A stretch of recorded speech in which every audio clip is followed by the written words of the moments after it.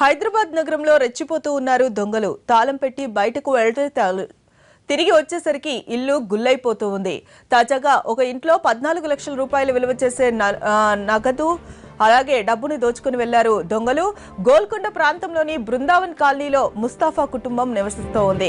వ్యాపారం చేస్తున్న ముస్తాఫా తన కూతురు పెళ్లి కోసమని నగలతో పాటు కొంత నగదును సిద్ధం చేశారు ఆయన.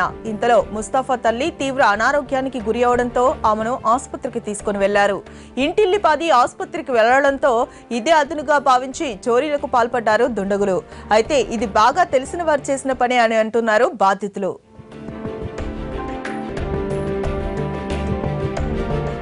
9 గంటలకు ఇంట్లో నుంచి వెళ్ళాము. మేము హాస్పిటల్కి వెళ్ళాము. రిటర్న్ వచ్చేవరకు 11 గంటలకు వచ్చాము.